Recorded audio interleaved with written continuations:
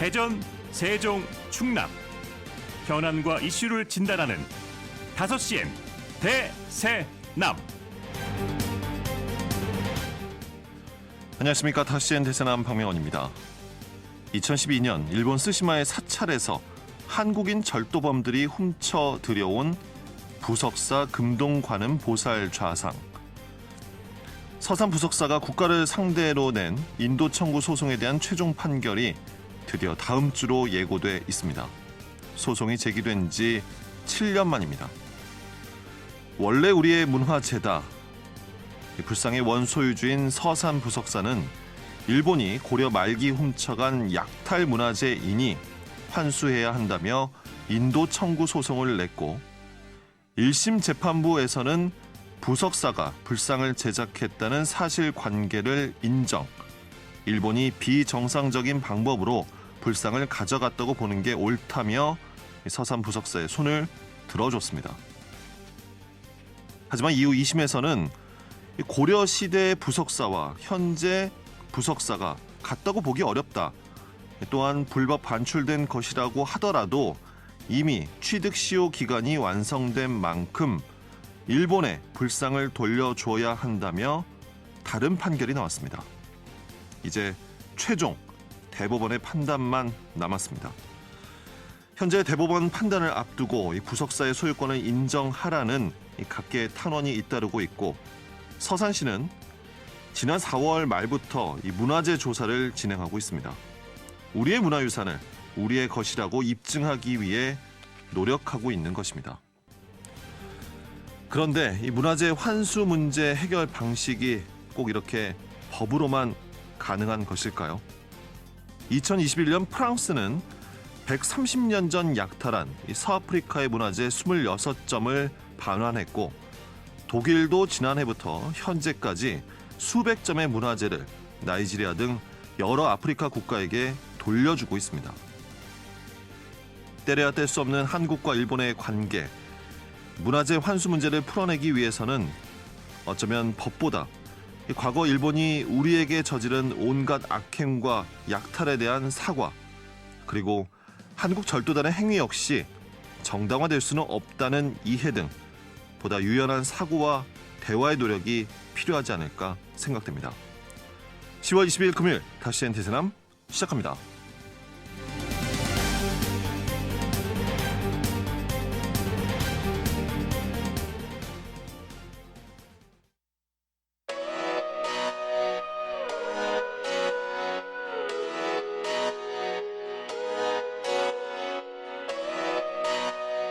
다섯 시엔 대세남은 여러분의 참여와 제보로 이루어집니다. 단문 50원, 장문 100원의 유료 문자 샵 2309번, KBS 대세남 유튜브 채널과 페이스북, 카카오톡 채널 5시엔 대세남으로 참여와 제보하실 수 있습니다. 선정되신 분께는 모바일 상품권 보내드립니다. 여러분의 뜨거운 관심과 제보 기다리겠습니다. 오늘 방송은 사전 제작된 녹음 방송입니다. 방송 시점에는 관련 내용과 상황이 달라질 수 있다는 점 청취자 여러분께 양해 말씀드립니다. 5시엔 대세남 키워드로 보는 뉴스 브리핑 먼저 만납니다. IMTV 정진호 PD 함께하겠습니다. 정 PD 어서 오십시오. 네, 안녕하십니까. 정진호입니다. 오늘 첫 번째 키워드부터 알아볼까요? 네, 오늘 첫 번째 키워드는 돌아보니 어림잡아 많이 온 것 같습니다. 입니다. 어림잡아서요? 네. 어떤 수치길래 이렇게 대략 계산합니까? 네, 충남도의 대표 축제 가운데 하나인 2023 대백제전이 이제 얼마 전 폐막했죠. 네. 근데 특히 올해는 그 금동 대학로가 발굴된 지 30년째 되는 해이자요. 또 성황이 즉위한 지 1500주년 되는 해라서 무려 13년 만에 이렇게 대백제전 형태로 행사 규모가 제법 컸습니다. 그렇습니다.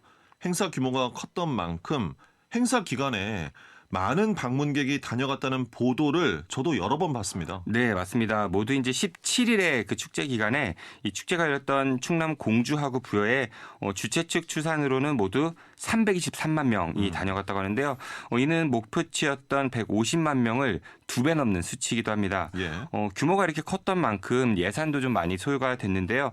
이번 대백제전에 소요됐던 예산 181억 원 정도였다고 합니다. 예. 정말 많은 사람들이 이 대백제전에 다녀갔고 또 예산도 많이 사용이 됐습니다. 그렇다면 다음을 위해서라도 이후에는 이 축제 결과를 잘 분석해 볼 필요가 있지 않겠습니까? 네, 그렇죠. 지역 일간지 충청투데이가요. 그 이번 축제를 좀 비교적 상세히 그 분석한 보도를 해서 제가 좀 소개를 해드릴까 싶습니다. 네.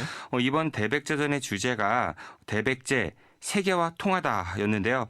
일단 방문객 숫자로 보면은 성공했다고 볼 수 있겠죠. 윤석열 대통령도 이제 개막식에 참석해서 지원 사격도 해줬었고요. 여기에다가 축제 기간에 많은 인기 가수가 출연하면서 사람들이 몰리기도 했습니다. 하지만 이 보도에서는 그 외형적인 수치에만 치우친 나머지 정작 행사의 의미를 전하는 데는 미흡했다. 이런 지적을 하고 있습니다.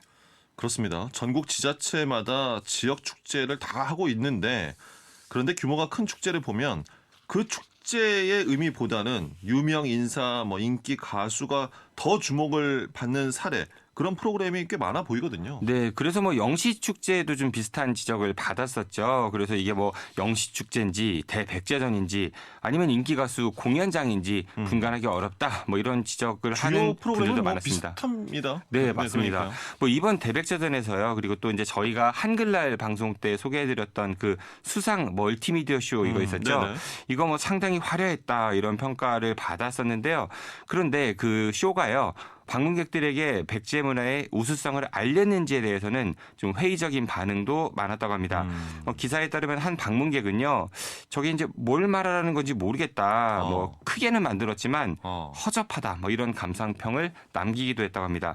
그리고 이제 주최 측의 주장과 달리 그 실제로 300만 명 이상이 이 대백제전을 찾았는지 의문이 든다. 이런 내용도 있었는데요. 예. 공주 쪽 축제장에서 금강 신관공원하고요. 공주 미르섬 이렇게 이제 두 개의 큰 축이 있었는데 유일하게 이제 유료로 운영됐던 공주 미르섬에 돈 내고 입장하신 방문객이요. 고작 8만 명 정도에만 그쳤다고 합니다. 축제 기간 17일이었는데 8만 명. 유료로 운영됐던 이 공주 미르섬의 방문객이 이렇게나 적었다는 건 글쎄요, 이게 입장료가요. 7,000원 내면 심지어 이제 4,000원은 상품권을 이제 또 돌려받는 그런 입장료인데 기왕 여기까지 왔으니까 유료 행사도 가겠다라는 사람이 많지는 않을 수 있겠지만 꽤 적습니다. 방문객 집계 자체가 부풀려진 측면이 있다고 봐야 하는 것인지 흥행과는 별개로 유료 프로그램 참가 등 행사의 수익성 이런 것들은 좀 떨어졌다고 봐야 할지요. 네, 그렇게 볼 수 있겠죠. 그리고 이제 이 보도에서 그 예산 집행 내역도 좀 따져봤거든요. 우선 그 계획보다 31억 원이 더 소요가 됐는데 이 수상 멀티미디어 쇼 연출비가요. 원래는 10억 원이었는데 이게 22억 원으로 2배 이상 늘었고요. 예. 그다음에 이제 대협력 관련 예산도요. 당초에는 예산 책정 안에서 0원이었는데 이것도 이제 11억 원으로 이제 크게 늘어났습니다. 대외 협력 예산 이게 책정조차 하지 않았다가 이렇게나 크게 늘어난 항목이 됐습니다. 발생한 이유가 뭔가요? 해외 교류를 확대한다는 명분으로 그렇게 됐다고 하는데요. 그리고 이제 수상 멀티미디어 쇼도 그 예산이 2배 이상 늘었는데 그럼 콘텐츠 강화 이걸 좀 더 신경을 썼어야 했는데 그 원래 공주에서만 이거 하기로 했던 거거든요. 그런데 부여에서도 이 똑같은 프로그램을 운영하는 그렇게 해가지고 이 예산이 2배 정도 늘은 거고요. 그러다 보니까 이제 프로그램 콘텐츠 집중도 만족도 이런 것들이 상당히 아쉬웠다 이런 평가가 나왔습니다. 공주는 공주만의 그리고 부여는 부여만의 특색으로 해서 내실 있게 보여줘야 방문객들이 공주도 가보고 부여도 가보고 시너지도 발생하고 더 만족할 수도 있을 텐데 장소만 다를 뿐 똑같은 프로그램을 운영한다면 분산 개최를 하는 것도 무슨 의미가 있을까 싶기도 하네요. 네, 맞습니다. 거기에다가 또 이제 미디어 아트가는요, 행사 치른 다음에 전부 또 철거해야 하는데 이 몇십억 들여가지고 짓고 행사 며칠하고 다시 철거하는 거 이거 혈세 낭비 아니냐 이런 지적도 있었습니다. 또 이제 이런 지적도 있었는데요. 그 이번 축제가 대백제 세계와 통하다라고 말씀드렸었죠. 네. 하지만 행사 주최 측은요, 이 해외 방문객 수 이것도 제대로 파악하지 않았었고요. 또 이제 예전에 백제와 교류했던 나라의 공연단을 초청을 했었는데 이것도 좀 미흡했다 이런 지적도 있었습니다. 예. 통상 발표하지 않습니까? 외국인 방문객 수 아예 집계를 하지 않은 겁니까? 네, 아시다시피 이제 과거 백제는 동아시아에서 문화 교류가 가장 활발했던 그런 국가 가운데 하나였죠. 그래서 이제 주최 측은 당초 이제 배정하지도 않았던 이 대외 협력 예산 정확히는 10억 9,200만 원을 책정했는데 해외 공연단 초청을 위해서 3억 3,200만 원 그리고 해외 관광객 유치 홍보에 4억 1,000만 원을 썼다고 합니다. 그런데도 이제 외국인 방문객 수조차 집계하지 않았던 거거든요. 이에 대해서 주최 측은요. 올해는 대부분 무료 행사로 이루어져 가지고 이 정확한 해외 관광객 수를 집계할 수 없었다. 하지만 축제장을 이렇게 돌아다 보니까 어림잡아 보면 많이 온 것 같다. 뭐 이런 답변을 내놨다고 합니다. 아, 이게 답변입니까? 둘러보니 어림잡아 많이 온 것 같다. 아니 요즘 기술이 얼마나 발달했습니까? IT 강국에서 어림잡아라뇨. 정말 무책임한 답변이군요. 그리고 이제 설사 외국인이라고 해도요. 그 사람이 진짜 해외 방문객인지 아니면 국내에 체류하는 외국인인지 이것도 좀 확인이 할 수가 없겠죠. 거기에다가 표 안 팔아서 이 정확한 방문객 수 파악이 어렵다고 했는데 그러면은 어떻게 총 방문객 수가 이 300만 명이 넘는다고 그러니까요. 했는지 이것도 좀 이해가 잘 가지 않는 대목입니다. 예. 이 충남도 감사위원회가 대백제전을 주관했던 이 백제 문화재단 상대로 감사 실시할 예정이라고 하는데요. 이 100억 원이 넘는 그 도민혈세가 들어간 만큼 이 화려함 속에 감춰진 문제점은 없는지 철저한 조사와 함께 발견된 문제점을 보완해 나갈 수 있도록 충남도가 노력해야 할 것 같습니다. 예. 두 번째 키워드 알아볼까요? 네, 두 번째 키워드는 피해자들끼리 싸우게 하는 법입니다. 이건 대체 무슨 몹쓸 상황입니까? 네, 전국적으로 전세 사기 피해가 발생하면서 많은 사회적 문제가 되고 있죠. 특히 이제 대전에는 다가구 주택이 많아서 이 피해 건수나 액수 이것도 좀 상당한데요. 네. 그런데 최근 대전에서 잇따라 대형 전세 사기 사례가 추가로 알려지면서 피해 규모가 인천을 훨씬 뛰어넘을 것이다. 뭐 이런 전망까지 나오고 있습니다. 예. 인천 미추홀구에서 있었던 이 대량 전세 사기가 알려지면서 이 문제가 전국적으로도 크게 알려지게 됐습니다. 그런데 인천보다도 대전의 피해 사례가 더 많을 거라는 전망이 있었고 지역의 피해 사례가 계속해서 나오고 있죠. 네, 맞습니다. 이 국토교통부에 따르면요, 그 전세 사기 피해 신청 건수 가운데 실제 이제 피해자로 인정된 이 대전 지역 피해자 수 모두 446명입니다. 그리고 이 가운데 이제 다가구 주택 피해 비율이 95%거든요. 그러니까 뭐 대부분 피해자가 대전에서는 다가구 주택 임차인이라고 볼 수 있죠. 네. 그런데 이제 지난 6월에 시행된 전세 사기 특별법의 주요 그 지원 정책을 보면요, 이 다가구 주택 전세 사기 피해는 제대로 반영되지 않고 있습니다. 이 전세 사기 피해를 보더라도요, 그 다가구 주택 임차인들은 경매나 공매유예 혹은 뭐 정지, 그 경매나 공매를 정지하는 그런 걸 신청할 수가 없고요. 또 이제 피해 주택 우선 매수권 부여라든지 매입 임대주택으로 전환하는 그런 것들이 이 특별법의 주요 정책의 이제 혜택인데요. 그런 걸 전혀 받지 못하고 있습니다. 예.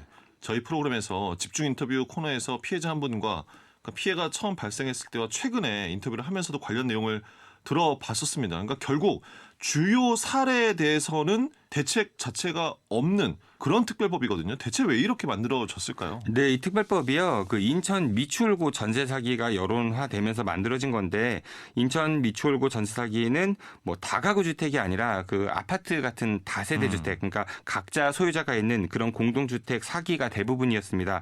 그러다 보니까 그 당시에 이 법 특별법이 만들어지면서 이 다가구 주택 피해자들은 그 법의 사각지대에 놓이게 된 것입니다. 다세대 주택은 집집마다 임대인, 그러니까 또 집주인이 각각입니다. 하지만 다가구 주택은 한 건물에 뭐 여러 집이 있어도 집주인은 이제 한 사람인 거지 않습니까? 네, 그러다 그 건물주 보니 한 사람이죠. 예. 경매 처분이 이루어져도 그러니까 다가구 주택은 건물 전체가 한 번에 이루어져야만 하는 것이고 또 결국 낙찰이 되더라도 또 여러 세대 중에서 선순위부터 차례로 이제 배당을 받기 때문에 계약 일자가 늦은 세입자들은 이 순위에서 밀리지 않습니까? 보증금을 아예 못 받을 수도 있는 상황이 생길 수 있는 거고요. 네, 낙찰가가 낮게 형성되면 당연히 못 받게 되겠죠.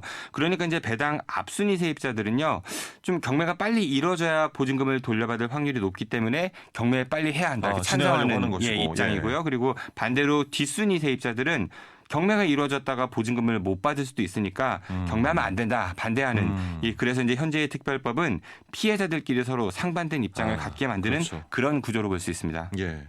대전의 전세 사기 피해자 대부분 이렇게 어려운 상황이 되는 다가구 주택의 임차인들 그 상황이기 때문에 대전의 피해 규모가 인천보다 더 클 수 있겠다라는 거군요. 네, 맞습니다. 그래서 이 부분에 대한 보완이 좀 반드시 필요해 보입니다. 예. 여기까지 듣겠습니다. 키워드 본 뉴스 브리핑 IMTV 정진호 PD였습니다. 수고하셨습니다. 고맙습니다.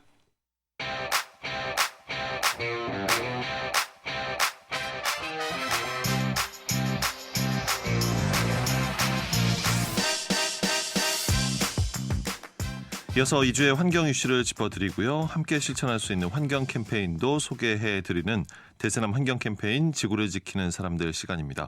사회적 협동조합 혁신청 김영진 이사장 오늘도 함께 하겠습니다. 어서 오십시오. 네, 안녕하세요. 자, 먼저 이번 주 환경 캠페인 실천 사진을 보내주신 분들의 사연부터 볼까요? 네, 먼저 첫 번째 분은 휴대전화번호 끝번호가 6082번이신데요. 예. 이분은 이제 아이가 어린이집 안내문을 이제 받아오는데 그 안내문 뒷면을 활용해가지고 그림 그리기나 이제 종이접기 같은 이제 놀이 재료로 사용하고 아이들이 있는 자주 가져오죠. 네, 예. 그런 사진을 찍어서 보내주셨고요. 예. 다음 분은 휴대전화번호 끝번호가 3130번님입니다. 이분은 이제 손바느질로 시장 가방을 이제 직접 제작한 사진을 보내주셔가지고요. 이분을 또 선정을 했습니다. 예. 이렇게 거창하지 않아도 좋습니다. 일상에서 간단한 환경 실천을 하신 것들 사진과 함께 보내주시면 저희가 방송에서 소개도 해드리고요. 매주 두 분을 선정해 모바일 커피 쿠폰 2만 원권 보내드리고 있습니다. 100원의 유료 문자입니다. 샵 2309번, 샵 2309번으로 참여하실 수 있고요. 카카오톡 채널 5시엔 대세남을 통해서는 무료로도 참여하실 수 있습니다. 여러분의 많은 참여 기다리겠습니다. 자, 이사장님 오늘은 어떤 환경 이슈에 대해 이야기 나눠볼까요? 네, 오늘은 이제 그 많은 분들이 좋아하시는 돌고래와 관련된 이슈를 좀 가져왔는데요. 예. 이 돌고래가 이제 보통 수족관에 있잖아요. 그 우리가 직접 보려면은요. 그렇죠. 근데 사실은 이제 돌고래가 초음파로 소통을 하기도 하고 여러 이제 건강상의 이유들 때문에 동물원에 있게 되면 건강이나 이제 여러 동물권들 보장이 좋지가 않습니다. 그래서 이 돌고래를 이제 다시 방류하는 생태계로 다시 돌려보내는 것들이 많이 논의가 되고 있는데 오늘은 관련 이슈를 가지고 얘기를 해보겠습니다. 예. 저도 돌고래를 그렇죠. 어릴 때부터 동물원 아니면 이제 대형 수족관 그렇죠. 에서만 봐왔던 거죠. 네, 맞습니다.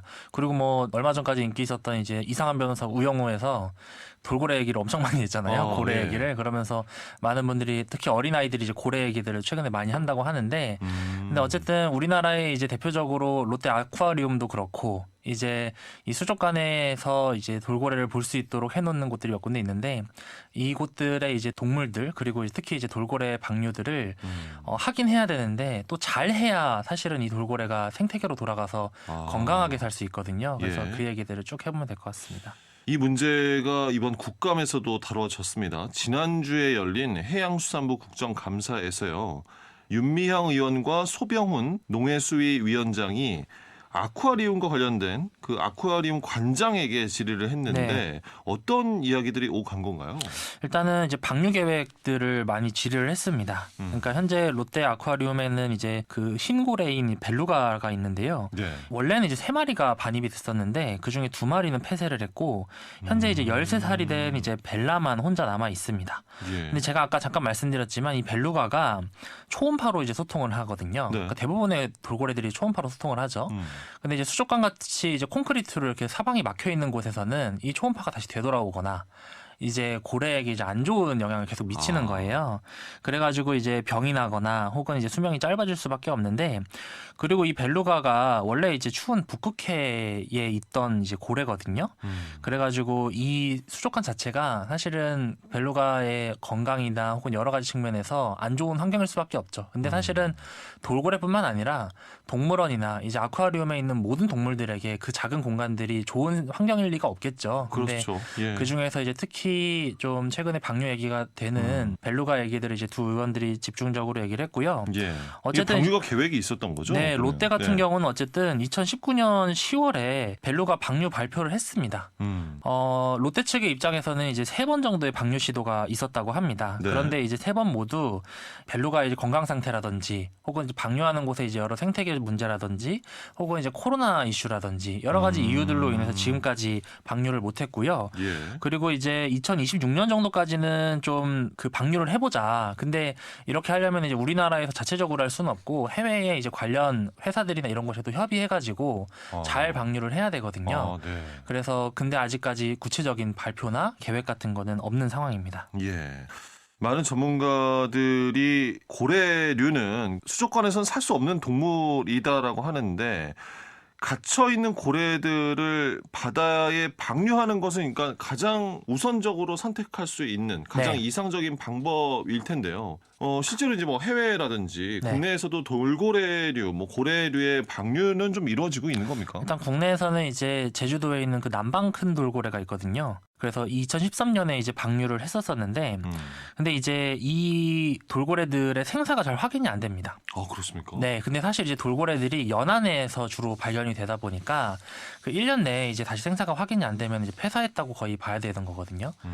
그래서 이제 준비가 안 된 방류들이 이제 사실은 돌고래들에게도 굉장히 좀 치명적일 수 있다라는 게 전형적으로 보여지는 것이고, 사실은 이제 방류한 생태계가 해당 돌고래에게 맞지 않으면은 사실은 재포획을 해가지고 야생성을 다시 훈련시킨다든지 혹은 제대로 준비를 시켜가지고 네, 다시 또 방류를 해야 되거든요. 예. 근데 이제 재포획에 대한 이제 제대로 된 계획 없이 사실 방류하는 것도 여러 가지 문제점으로 지적이 됐습니다. 그래서 방류했다고 끝인 게 아니라 해당 돌고래나 혹은 방류한 동물들이 해당 생태계 속에서 건강하게 사회화되고 또 무리지어서 잘 사는지도 봐야 되고 또 건강한지도 봐야 되는 여러 가지들을 사실 고려를 해야 되는데 그러니까 추적해서 관찰하고 만약에 어려움이 있다라고 하면 책임지고 네. 다시 이제 데리고 와서 그렇죠. 뭐 훈련을 시키고 네. 뭐 도움을 주고 해야 된다는 말씀이시군요. 맞습니다. 예. 근데 이제 이게 근데 돌고래가 사실은 어느 동물이나 마찬가지겠지만 방류를 한다고 해가지고 사실은 더 건강하게 잘 살 수 있는 것도 사실 아니긴 해요. 그러니까 예를 들어서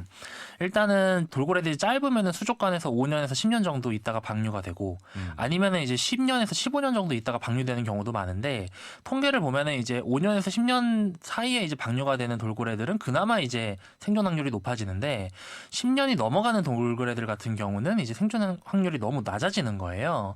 그러다 보니까 이 부분들을 어떻게 준비해야 되는지도 사실은 좀 고민이 필요한 것이고 그리고 이제 이 방류를 할 때 예를 들어서 제주도에 있는 아까 잠깐 말씀드렸던 돌고래는 우리나라에서 방류를 하면 되는데 생태계 자체가 이제 우리나라랑 맞지 않거나 아니면은 이제 해외에서 이제 들여온 돌고래들이나 이런 친구들이 있잖아요. 그런 돌고래들 같은 경우는 사실은 해외하고 협력해가지고 계속 이제 추적 관찰을 해야 되는데 우리나라 안에서도 관찰하기 힘든 것을 이제 해외에서 관찰한다는 게 사실상 거의 어렵지 않겠느냐라는 분석도 많이 있습니다. 예. 오랜 시간 인간에게 길들여지고 그러니까 수족관 그 환경에 익숙해진 동물들에게 야생 방사한다. 야생으로 가서 이제 살아라. 간단하고 이제 쉬운 문제가 분명히 아닐 것이고 최대한 이제 야생과 가까운 그런 환경에서 지내면서 야생성을 좀 배우고 회복하는 과정이 필요할 텐데 네. 국내에서도 관련해서 추진 중인 내용이 있다고요? 네, 고래 바다 쉼터를 이제 만드는 거를 좀 추진을 하고 있는데요. 이 고래 바다 쉼터가 바다에 이제 넓은 울타리를 만드는 겁니다.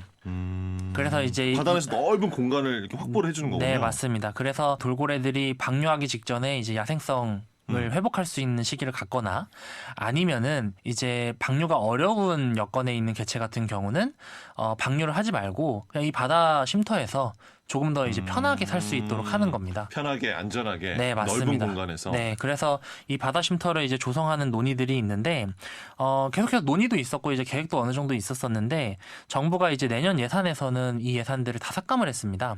이게 예정이 돼 있었는데. 네, 그러니까 계획은 세웠었었는데 어쨌든 예산이 이제 수반이 되어야 이제 실제로 정책으로 나오는 거잖아요. 그렇죠. 돈이 있어야 할 수 있으니까. 네, 근데 이제 뭐 기재부에서 특별히 이유를 밝히진 않았지만 어쨌든 관련 예산들은 전액 다 삭감이 되어가지고 당장 우리나라에서는 이제 조성되기는 좀 어렵지 않을까 하는 생각입니다. 이게 진행이 돼야 되는 부분일 텐데. 네. 그러면 앞으로의 가능성도 상당히 좀 희박하게 되는 겁니까? 그렇죠. 그리고 사실은 이제 돌고래를 방류한다는 게 돌고래만의 문제는 아니고 사실은 인간이 여러 이유들로 인해서 그 자유를 침해한 동물들의 모든 권리들이 다 포함이 되는 이슈거든요. 사실은 이제 최근에 동물원 가지 말자라는 이슈들도 있는 거고 또 이런 돌고래들이나 혹은 이제 동물원에 있는 동물들을 해방하기 위해서 시위하는 목소리들이 더 커지는 것도 비슷한 목소리인데 근데 이제 이런 정책들이 예산으로까지 담기는 것이 분명 필요한 일이긴 한데 사회 전반적인 분위기가 이런 방류나 혹은 어떤 동물들을 보호하는 데 있어서 우리의 세금을 쓰자, 돈을 내자라고 하는 것에 부정적인 것도 사실 많거든요. 그러니까 예를 들어서 아니 그럴 거면은 우리는 그 돼지도 먹고 소도 먹고 하는데 그 돌고래들이나 그 아쿠아리움에 있는 친구들을 방류한다고 해가지고 우리 돈을 굳이 내야 돼? 이런 인식들이 사실 많은 거예요. 그래서 사실 이거는 그 논쟁이 붙으면은 사실 굉장히 치열하게 논쟁이 될 이슈지만 옛날 같은 경우는 우리가 동물들을 위해서 할 수 있는 게 굉장히 한정적이었죠. 그러니까 예를 들어서 좀 더 먼 과거로 가면은 여러 가지 이제 건강의 문제라든지 혹은 생활 식습관의 문제들 때문에 어쩔 수 없이 이제 동물들을 잡아먹거나 어쩔 수 없이 동물을 이제 학대하는 것들이 굉장히 비일비재했었었는데 사실 지금의 사회는 우리가 그 정도까지는 안 해도 괜찮은 거잖아요. 그리고 동물들을 굳이 보기 위해서 동물들을 철창에 가두는 짓도 사실 저는 안 해도 된다고 생각을 하거든요. 그리고 방류 역시도 애초에 안 잡아왔으면 되는 거예요. 사실은. 그러니까 애초에 안 잡아왔는데 인간이 우리들의 유희를 목적으로 혹은 즐거움을 목적으로 잡아왔기 때문에 그것에 대해서 최소한의 책임을 지는 겁니다. 그러니까 동물들, 특히 이제 돌고래 방류를 얘기할 때 그럴 거면 다른 동물은 어때? 라고 얘기를 하시는데 다른 동물도 다 마찬가지인 것이고요. 근데 일단 아쿠아리움이나 동물원에 있는 걸 먼저 얘기하는 이유는 인간이 그들의 자유를 침해했기 때문에 그것에 대해서 최소한의 책임감을 갖자는 겁니다. 그래서 이거는 동물권도 동물권이지만 책임의 이슈이기도 하거든요. 그래서 우리의 인류가 전 지구적인 지속 가능성을 위해 기후위기를 얘기하는데 전 지구적인 지속 가능성을 얘기한다는 것은 사실은 우리 사회를 지탱하고 있는 혹은 우리 지구를 지탱하고 있는 생태계를 보존하는 것도 사실 해당이 되는 일이잖아요. 그래서 그런 이슈들을 조금 더 폭넓게 바라보고 얘기하면은 더 좋을 것 같습니다. 네, 이렇게 좀 생각을 해 보셨으면 하고요. 오늘 소개해 주실 환경보호 실천 캠페인 끝으로 들어볼까요? 네, 현재 이제 대전 문화재단에서 녹색문화 캠페인이라고 해가지고 푸르름 예술로 물들이다라는 캠페인을 10월 21일 토요일 12시부터 17시까지 진행을 합니다. 이날 행사가 있는 거군요. 네, 그 한밭 수목원 잔디광장에서 진행을 하고요. 이날 이제 환경보호를 위한 캠페인이나 프로그램도 많이 진행을 하고요. 그리고 많은 분들이 이제 SNS에서 접하셨을 수도 있는데 이날 이 장소에서 그 멍때리기 대회도 진행을 합니다. 멍때리기요? 네, 서울 이제 한강에서 진행을 했었던 저도 뉴스로 봤습니다. 네, 멍때리기 대회를 이날 같이 진행을 하거든요. 그래서 지역에서 열리는 행사이기도 하니까요. 그냥 산책하시는 겸 해가지고 이 행사도 같이 참여를 해보시고요. 또 관련해서 이제 지역에서 만든 제로웨이스트 샵들도 이제 운영이 된다고 하니까 관련해서도 관심 있으신 분들은 구매해 보시면 좋을 것 같습니다. 예. 자, 대선 환경 캠페인 지구를 지키는 사람들, 오늘은 수족관 고래, 바다 쉼터 예산 삭감 등 동물권 문제를 짚어봤습니다. 사회적 협동조합 혁신청의 김영진 이사장이었습니다. 고맙습니다. 감사합니다.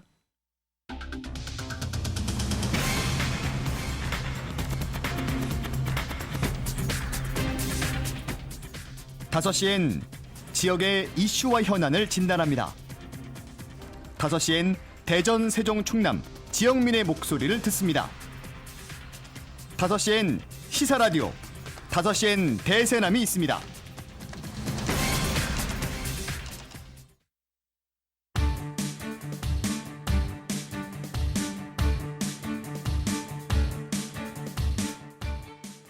이어서 지역 이슈와 사회 현상을 시민의 눈으로 보는 시민늦보. 지역 곳곳의 다양한 현장을 찾아 지역의 이슈를 시민들의 목소리를 통해 전해드리는 시간이죠.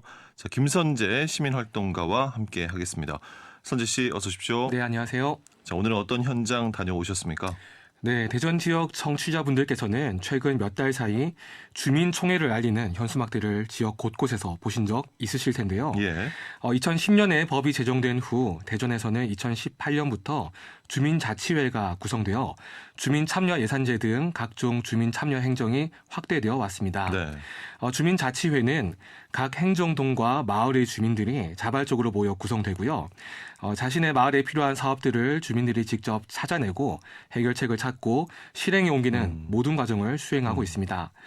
그런데 최근 민선 8기 들어서 그동안 꾸준히 확대되던 주민자치사업에 제동이 걸렸는데요. 각종 제도의 후퇴, 예산의 축소, 그리고 이를 뒷받침하던 중간 지원 조직 폐쇄까지 우리 지역 풀뿌리 민주주의는 여러 어려움을 겪고 있습니다. 그래서 오늘은 그동안 지역과 마을에서 풀뿌리 민주주의를 일구어온 주민과 활동가들을 만나 이들의 목소리를 듣고 왔습니다. 예. 먼저 주민들이 마을에서 실제 어떤 변화를 만들고 있는지 궁금하군요. 네, 먼저 수업이 한창 진행 중인 대전 서구 가장동의 한 강당으로 나가봤습니다. 이날 진행된 수업은 골목 정원 만들기 사업의 일환으로 진행되었는데요. 예. 안녕하셨어요. 네. 다시 보니 더 반갑네요. 여기 정원을 이제 만드실 거잖아요. 동네 더 예쁘게 하려고. 그런데 나무를 심고 꽃을 심고 하는 걸 할 텐데 나무 집 마당에 많이 있으시죠? 화분이 있어. 어떤 거 키우세요? 셀릭스 대추나무. 대추나무. 무화과. 또 연산호. 네. 오늘 할 거 다 있으시네. 근데 이 나무가 이게 멀리서 찍은 거예요. 이게 엄청 멀리서. 이 나무가 어찌나 키가 큰지요. 23m가 넘어요. 건물로 치면 거의 한 7, 8층이 넘어요. 그렇게 굉장히 큰 나무인데 이 나무를 이렇게 바라보는 모습을 찍었는데 나이를 알아맞히면 제가 선물 하나 드릴게요. 나이는 몇 살쯤 됐을까요? 딱 봐도 연세 좀 있어 보이죠. 500년, 1000년, 또 700년, 600년, 또 네, 시민 정원사가 되겠다는 주민들은 강사님의 말씀을 하나도 놓치지 않기 위해 집중하며 열의를 불태우고 있었는데요. 예. 현장에서 가장동 주민자치회 박덕하 회장님을 만났습니다. 어떤 수업 시간이신가요? 저희가 지금 요거는 골목 정원 만들기인데요. 이게 사회적 지원 센터에서 이제 그 예산 지원을 해가지고 저희들 이제 주민들이 시민 정원사라는 내 집에 이제 그 나무를 가꾸거나 화분을 이런 가꾸는 거에 대해서 자기들이 어떻게 하면 내가 잘하는 거에 대해서 잘 모르잖아요. 그래서 어떤 일조량이라든지 아니면 심는 거라든지 관리하는 방법이라든지 이런 거를 저희들이 시민정원사를 이제 수료증을 이제 앞으로 이제 줄 거예요. 그래서 이제 그런 것까지 해서 이분들 스스로가 좀 자긍심을 갖고 내 동네에 있는 골목을 갖다 가꾸자 이런 취지로 이제 모인 거예요. 네, 이뿐 아니라 가장동에서는 아이들이 다니는 학교 앞 등교 환경을 개선하기 위한 사업도 주민들의 힘으로 이뤄냈습니다. 아까 학교 앞에 또 하는 프로젝트가 있었죠. 예. 저희도 이제 학교 앞에 이제 아이들이 이제 다니는 곳에 쓰레기가 워낙 많아요. 그러다 보니까 아이들이 쓰레기에 걸려가지고 넘어지거나 다치는 이런 일들이 발생해서 안전 문제가 대두되고 있어요. 그래서 쓰레기가 이제 낮 시간에도 이제 그 내놓는 이런 거가 있다 보니까 그래서 그것뿐만 아니라 아이들이 아이고 담배꽁초가 많아요. 뭐 이런 것들도 얘기를 해요. 그래서 이런 부분들을 어떻게 하면 해소할까 하고 저희가 이제 119명의 원탁회의를 했어요. 그랬더니 아이들이 우리 학교 가는 길이 좀 안전한 학교길이 됐으면 좋겠어요라고 해서 거기에 이제 꽃으로 좀 이렇게 좀 다니는 길 좀 예쁘게 하면 쓰레기도 좀 덜 버리지 않을까 그런 것 때문에 저희가 앞으로는 아이들과 함께 꽃동산 좀 만들고 세탁 같은 것도 짜서 나무에다도 옷도 입혀서 좀 아이들이 보기에도 좀 깨끗한 거리 모습을 좀 해주고 자기가 다니는 곳을 어떻게 보면 축제같이 재미나게 가고 안전하게 가고 깨끗하게 이런 마음으로 아이들이 좀 학교를 다닐 수 있으면 좋겠다 해서 엄마들도 같이 참여하고 네. 한편 서구 내동에서는 또 다른 주목할 만한 일들이 벌어지고 있었는데요. 환경을 보호하기 위해 축제의 현수막을 한지나 옥수수 전분으로 만든 천으로 사용해서 기존의 현수막을 대체하기도 하고요. 또 대전 제1호 문화재 발굴 유적이 내동에 있는데요. 바로 청동기 시절 석가묘가 발견되어 각종 부장품들이 나왔거든요. 우리 지역에서 내세울 수 있는 의미 깊은 유적임에도 불구하고 잘 알려지지 않았었는데 주민들이 팔을 직접 걷어붙이고 이곳을 알리기 위한 상품과 기념품들을 만드는 사업에 착수했습니다. 예. 다양한 사업에 주민들이 직접 참여를 하고 있는 것인데요. 하지만 마을에서 이런 변화를 만드는 일이 주민들만의 힘으로는 쉽지 않을 텐데요. 그렇습니다. 아무리 취지가 좋은 일일지라도 뭔가 일을 해내기 위해서는 필요한 것들이 많이 있죠. 조사나 연구도 필요하고 아이디어를 모으는 회의도 필요하고요. 우리보다 앞서간 지역에 답사도 다녀와야 하고 홍보나 마케팅도 필요합니다. 무엇보다 예산과 회계 관리 그리고 주민들의 참여를 이끌어내는 일까지 무엇 하나 쉬운 게 없습니다. 지금 말씀해 주신 이 많은 일들 주민들이 어떻게 다 진행을 하셨다는 겁니까? 네, 주민들의 마을 자치를 하나하나 보조하고 지원하고 도와준 곳이 바로 중간 지원 조직인 대전광역시 사회적 자본 지원센터였습니다. 대전광역시 사회적 자본 확충 조례에 근거해 설립된 사회적 자본 지원센터는 2013년에 개소하여 그동안 여러 사업을 펼쳐왔는데요. 예. 주민이 직접 마을 의제를 발굴하고 참여를 통해 마을의 계획을 만들어내는 마을 계획 수립 지원 사업을 비롯해서 공유 공간 지원과 활동가들의 역량 강화를 위한 사업까지 꼼꼼하게 마을 사업을 지원하고 있습니다. 네. 대전광역시 사회적 자본 지원센터가 어떤 활동을 하는 곳인지 제가 직접 찾아가 직원들을 만나봤습니다. 네.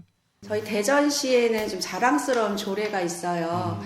사회적 자본 확충 조례라고 해서 다소 생소하실 수 있는 단어일 수도 있는데, 사회적 자본이라는 건 사실 눈에 보이지 않는 그런 뭐 인적 자본일 수도 있고요. 저희가 신뢰와 협력, 네트워크와 같은 우리의 공동체를 좀 이루는 기본적인 그런 가치들을 좀 확충시키고 확산시키자라는 취지에서 대전시에서는 2013년도에 사회적 자본 확충 조례라는 게 만들었어요.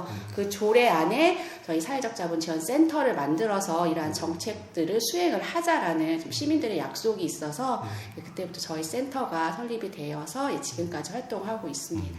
네, 대전시는 이런 사회적 자본의 중요성을 10년 전부터 강조해왔고요. 센터를 설립하고 활동가를 양성하고 사업을 지원하면서 지금에 이르게 된 겁니다. 네, 2014년이니까 10년 딱 된 거잖아요. 네. 그동안 성과도 많으실 것 같고, 그럼 실제로 그런 피부에 와닿는 변화들이 만들어지고 있겠네요. 그렇죠. 저희 센터에서 올해랑 지금 5년차 된 마을 계획을 진행하고 있고요. 마을 계획은 마을 주민분들끼리 마을에 대한 이야기들을 직접 하시고 그 안에서 우리 마을에 필요한 것들이 무엇인지, 그리고 이런 문제들을 우리가 그럼 우리 주민으로서, 우리가 사는 주인으로서 우리는 어떤 방법을 해결하면 좋을지를 이야기하고 주민들의 동의를 얻어서 그걸 실현까지 해보는 게 마을 계획입니다. 그래서 지금 5년차 진행을 하고 있고, 올해 같은 경우는 의제 실천까지 지원해서 지금 한 16개 팀이 의제 실천까지 진행을 하고 계세요. 지금 이제 작년 같은 경우 마을 계획을 해서 마을이 언덕으로 되어 있는 마을인데 어르신들이 주 거주하고 계신데, 어르신들이 중간중간 장을 보거나 뭔가 물건을 들고 집에까지 가실 때 너무 힘들어서 남의 집 대문 앞에 그냥 앉아서 쉬거나 이런 것들이 의제에 대해서 마을 회의를 할 때 나왔을 때, 그럼 우리가 중간중간 쉴 수 있는 의자를 만들어 보면 어떨까라는 이야기들을 하셔서 그 마을 안에서 주민분들끼리 어디에 의자를 설치하면 좋겠고 어떤 형태였으면 좋겠는지, 그런 의자를 만들면서 거기에 의자를 설치할 때 분명히 민원도 있을 거, 불편해하는, 좋은 사람도 있지만 불편해하는 사람도 있을 거다. 그래서 그런 것들을 주민들한테 동의를 얻고 그 과정에서 마을에 의자를 설치해서 지금 활용하시는 마을도 계시고. 예. 그런데 이 대전시가 이 중간 지원 조직인 사회적 자본 지원센터를 올해 12월로 해서 폐쇄하기로 결정을 했습니다. 그러면서 지역사회에서 여러 반발의 목소리도 나오고 있지 않습니까? 맞습니다. 지난 9월 18일 대전시는 공문을 통해 일방적으로 사회적 자본 지원센터의 사업 종료를 통보했는데요. 사실 올해 1월부터 이례적인 낌새가 감지되긴 했습니다. 예. 그동안 센터를 운영하던 법인이 바뀌면서 계약 기간도 3년에서 1년으로 줄어든 건데요. 새로 센터를 위탁받은 법인은 풀뿌리 민주주의와는 거리가 먼 빵이나 고추장을 만드는 협동조합이었습니다. 대전시는 1년의 유예 기간 동안 운영을 지켜봤지만 여러 이유로 폐쇄를 결정했다는 입장입니다. 네. 관련해 대전시 관계자의 이야기로 들어봤습니다. 작년에 저희가 이제 민간위탁 사업들에 대해서 전반적으로 검토를 한 결과 사회자본 지원센터에 있는 마을계획 사업하고 작심으로 우리가 지원해주고 있는 대전형 마을 사업이 있어요. 거기 사실은 거의 같은 마을 계획이라고 서로 이제 그 마을에 대한 계획에 대해서 논의를 하는 과정이거든요. 그런 내용들이 이제 유사되고 중복되고, 그리고 매년 마을 계획 사업이 계속 반복되어 오다 보니까 지금 현재 아시다시피 시 재정이 지금 부족하잖아요. 그래서 이거 계속 지속적으로 해야 될 필요가 있는 것인가. 네, 들으셨듯이 현재 사회적 자본 지원센터와 4개 지자체의 공동체 지원센터가 있는데요. 예. 업무가 겹친다는 점, 그리고 사회적 자본 지원센터가 이미 제 역할을 다했기 때문에 더 이상 필요가 없다는 점, 끝으로 유사 중복 사업에 지원할 만한 예산이 부족하다는 이유를 들고 있습니다. 예. 대전시 관계자의 얘기 음성 변조로 들려드릴 수밖에 없다는 상황은 여러분께 양해 말씀을 드리고요. 사회적 자본지원센터 직원들의 입장은 그렇다면 어떻습니까? 네, 대전시 결정에 대해 센터의 직원들은 대전시의 주장이 납득되지 않는다 그런 입장인데요. 예. 대전시 사회적 자본지원센터 직원들의 이야기입니다. 예.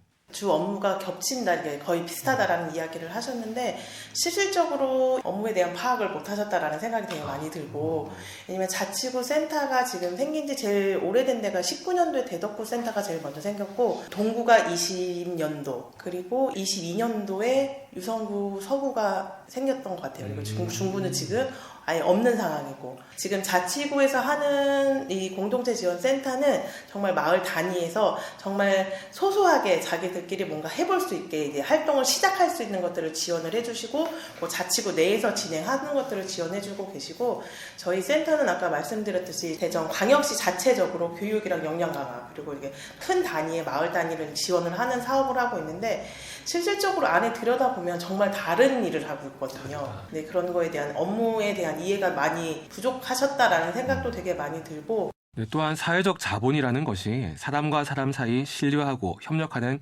관계이기 때문에 대전시 주장처럼 완료라는 개념은 있을 수가 없다는 주장입니다.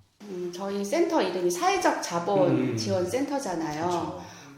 타 시도를 보면 이제 공동체 지원 센터라는 이름을 많이 쓰는데, 저희가 뭐 사회적 자본이라는 이름을 한 이유가 세계 번영 지수라는 그런 조사가 있어요. 거기에 우리나라가 뭐 167개국 조사국 중에 107위를 했대요. 사회적 자본 지수라는 게 있는데, 그것만 보더라도 우리나라의 신뢰와 협력이라는 사회적 자본 지수가 세계 수준에서 최하위를 달리고 있는 상황에서, 더군다나 뭐 요즘 사회 문제로 많이 대두되고 있는 사회적인 고립 문제, 그런 게 심각한 상황임에도 불구하고 이런 사회적 자본을 좀 확충하기 위해 노력하는 센터를 폐쇄를 시킨다는 거는 시대적인 요구에 역행하는, 인류 도시를 표방하는 대전시가 이런 삼류 행정을 펼치고 있는 그 현실에 대해서 되게 안타까움을 표할 수밖에 없는 상황이죠. 예. 대전시가 관리 감독을 소홀히 했고, 자, 위수탁 심사 과정에 문제가 있었다는 얘기도 나옵니다. 이건 어떤 얘기입니까? 네, 애초에 이 센터를 제대로 운영할 생각이었다면 별로 연관이 없는 지금의 법인에게 센터를 맡긴 것이 이상하다는 지적입니다. 예. 대전시 사무위탁 관련 조례를 보면요, 수탁 과정의 선정 기준이 있는데요, 인력과 기구, 재정 부담 능력, 전문성 등이 명시되어 있습니다. 그런데 지금의 법인은 센터 운영 능력이 제대로 검증되지 않았음에도 불구하고 선정된 것이 석연치 않다는 겁니다. 게다가 센터장 개인의 문제점들도 지적되고 있는데요. 이해 충돌의 우려가 있음에도 모 지역의 주민자치회장의 출마에 당선된다든지, 센터의 업무를 봐야 할 근무 시간에 센터 업무가 아닌 원래 법인의 업무를 보는 등 운영에 소홀한 점이 있었다는 겁니다. 예. 결국 이 모든 것을 관리 감독 책임져야 하는 곳은 대전시가 될 수밖에 없는데요. 그렇죠. 지속적인 지역 공동체 활성화 그리고 주민자치 강화를 위한 정책 대안과 예산 계획이 없는 상황에서 센터만 폐쇄하려 한다는 비판에 직면하고 있습니다. 예. 마을에서 활동하는 활동가들 이번 결정에 특히 분노하고 있다고요? 네, 대전 유성구 신성동에서 활동하는 마을 활동가 포럼 김은진 대표를 만났는데요. 10여 년 전 아이들과 놀이를 하고 청소년의 진로와 직업을 탐색하는 활동을 하며 마을 활동을 시작했다고 합니다. 그 사이 아이들은 건강하게 자라 어른이 되었고, 활동가들 스스로도 삶이 풍족해지고 마을 사람들과 미래를 꿈꿀 수 있게 되었는데, 사회적 자본 지원센터가 문을 닫게 되면 앞으로 마을 사업에 타격이 갈 것으로 걱정이 많이 된다고 합니다. 예. 이제 저희 아이가 좀 마을에서 잘 몸과 마음이 건강한 어른으로 자랐으면 좋겠다라는 마음으로 이제 몇몇 엄마들하고 시작을 했는데요. 제가 마을 활동을 하면서 제가 갖고 있는 어려움이나 문제라고 하는 걸 다른 사람들하고 이야기를 나누면서 삶이, 일상이 풍부해지고 되게 만족스럽고, 그래서 마을에서 사람들과 함께 어떤 일을 도모하고 미래를 꿈꿀 수 있다라는 거에 큰 행복이고, 그게 마을 활동이라고 하는 공동체의 힘이지 않을까. 그래서 활동이라는 것이 예산 지원을 받아서 하다 보니까 회계나 그리고 그리고 이제 활동을 저희 마음은 있지만 어떻게 해야 될지 모를 때 그 중간 조직이라고 하는 곳에서 어떻게 주민들을 만나고 어떻게 예산도 쓰고 그리고 뭐가 중요하게 저희들이 생각하고 활동을 해야 되는지 이런 것들을 정말 잘 안내를 해주셨어요. 그래서 저도 10년이 됐지만 그런 중간 지원 조직의 역할이 있었기 때문에 저희 같은 사람이 꾸준히 활동을 하고 그리고 지금은 이제 독립적으로 마을에서 예산이 없이도 그리고 마을에서 어떤 성과들이 실제적으로 일어나고 있는데 이것이 중간에 그리고 저희 주민들과 이런 논의나 이런 거 없이 대전시가 일방적으로 이렇게 폐쇄 조치를 했다는 것은 시민으로 너무나 좀 화가 납니다. 네, 이번 센터 폐쇄 결정이 있을 때 실제 센터의 도움을 많이 받고 있는 시민들의 목소리는 정작 하나도 반영이 안 됐습니다. 이에 주민자치회 회장님들도 마찬가지로 아쉬움을 표현했습니다. 지금 그것을 대신할 수 있는 어떤 기관이나 이런 게 없어서 앞으로 주민들이 뭔가를 의견을 하려면 직접적으로 그냥 구청에 전화로 돌리거나 아니면은 직접 민원인이 쫓아가서 하는 이런 방법인데 그런 방법 말고도 주민들이 거꾸로 순화해서 역할을 할 수 있는 이런 걸 갖다가 그래도 마을 의제라든지 아니면 마을 계획이라든지 이런 걸 통해서 많이 자기들 의견들을 나타내서 저희가 해왔던 이런 과정을 보면 사회적 자본지원센터는 그런 과정에 충분히 어떤 역할을 어떤 10여 년 동안에 긴 세월 동안 해왔던 것 같아요. 그런데 그냥 일방적으로 관해서 지시하는 이런 거가 지금 그런 시대는 지났지 않냐. 그죠? 예, 그래서 그런 부분들 때문에라도 사회적 자본지원센터가 이제 필요한 부분들이라고 생각합니다. 네, 이번 사회적 자본 지원센터 폐쇄만이 문제가 아닙니다.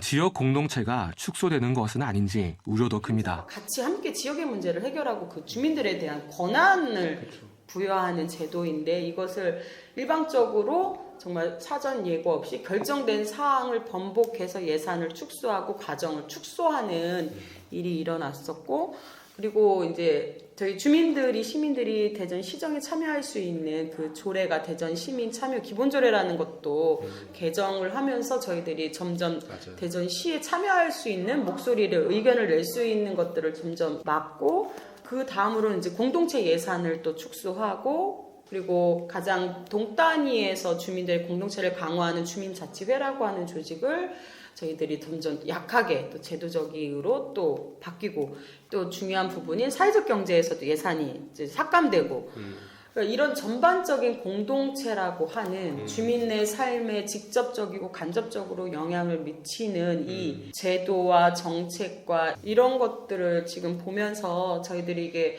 단순 어느 단체 조직의 문제가 아니라 우리의 삶을 지금 위기를 맞고 있다라고 생각이 들면서 네, 지역의 마을 활동가와 주민들은 민선 8기 들어서 이어진 일련의 흐름을 매우 불안하게 지켜보고 있습니다. 우선 주민 참여 예산은 200억에서 100억으로 다시 50억으로 축소되었고요.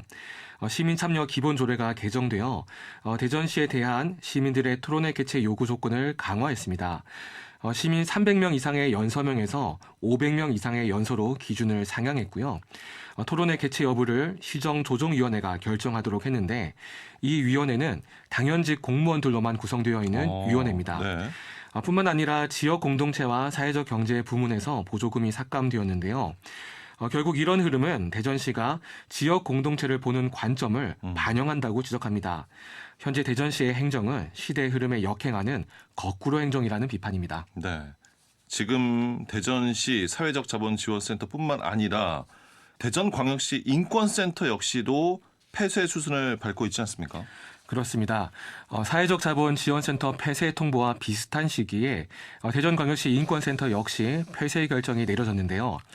논란이 일어난 과정과 폐쇄 결정까지 두 센터가 겪은 과정은 매우 유사합니다. 이장우 대전시장이 취임한 이후 작년 11월 대전광역시 인권센터는 한국정직운동본부가 운영하게 되었는데요.